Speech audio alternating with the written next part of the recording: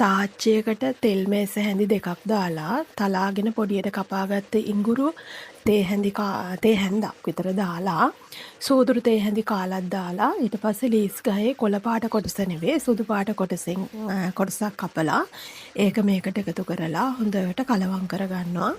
දැන් ඉඟුරුත් රන්වන් පාට වෙනකොට මේ වෙලාවේ බැදිලා ඊට පස්සේ මම පොඩි අලගෙඩියකින් භාගයක් මේ වගේ පොඩියට කපලා ඒකත් එකතු කරා.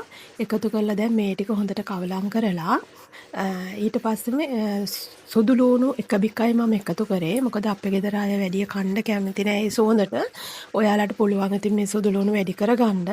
ඉතින් ඊට පස්සේ ඒකත් මේ විදිහට කලවම් කරලා සෝයා මීට් කුඩු කරගෙන ඒක උණු වතුරෙන් පොඟවලා ඒක ඒ වතුර ටික හොඳට මිරිකලා යන්න මිරිකගෙන සෝයා මීට් ටිකත් මේකට එකතු කරගත්තා.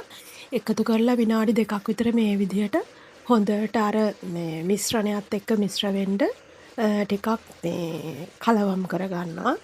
කලවම් කරගත්තට පස්සේ පොඩියට කපාගත්ත කැරට් පොඩි අලයක් තමයි මම ගත්තේ. ඒකත් මේකට එකතු කරගත්තා. එකතු කරගෙන හොඳට කලවම් කරගන්නවා මේ මිශ්‍රණයත් එක්ක. ඊට පස්සේ මම කරේ මේ බටර් තේ හැන්දගේ ප්‍රමාණයක් විතර එකතු කරලා මේ මිශ්‍රණයත් එක්ක හොඳට කවලම් කරා. ඊට පස්සේ ලුණුත් මේ තේ හැන්දක කහමාරක් තේ හැන්දක් නෙමෙයි කහමාරක ප්‍රමාණයක් දාලා ඒකත් හොඳට කවලම් කරා. මට හිතුණා බටර් නම් මදි වෙයි කියලා මම තවත් තේ හැන්දක් විතර දාලා හොඳට කවලම් කරා. මේවත් එක්ක එකතු වෙන්න. මොකද ඉතින් හොඳ රසයකුත් තියෙනවනේ. ඒ නිසා කවලම් කරලා ඊට පස්සේ මම කෑලි මිරිස් තේ හැඳි දෙකක් එකතු කරා. මෙතන ඔයාලට මීට වඩා එකතු කරගන්න පුළුවන්. නැත්නම් මීට වඩා අඩු කරගන්නත් පුළුවන්.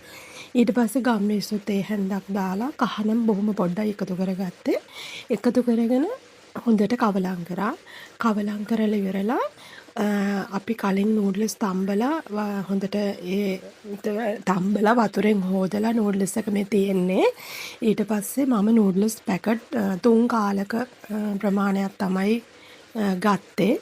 අරගෙන මේ එළවලු මිශ්‍රණයට දාලා හොඳට කවලම් කරගත්තා. කවලම් කරගෙන ඉවර වෙලා ලීස් ගහේ අර මං කිව්වේ කොළ පාට කොටස තියෙන්නේ. ඒක පොඩියට කපලා ඒකත් දැන් මේ වෙලාවේ ඔන්න එකතු කරගන්නවා. එකතු කරගෙන ඒකත් හොඳට කවලම් කරගත්තා. ඉතින් අවසානයේ මේ වගේ රස නූඩ්ල්ස් එකක් තමයි තියෙන්නේ. ඕගොල්ලෝ මේකට ඉතින් දාන දේවල් වෙනස් වෙන්න පුළුවන්. මේ මම හදන විදිහ හදලා බලන්න. හරිම රසවත්.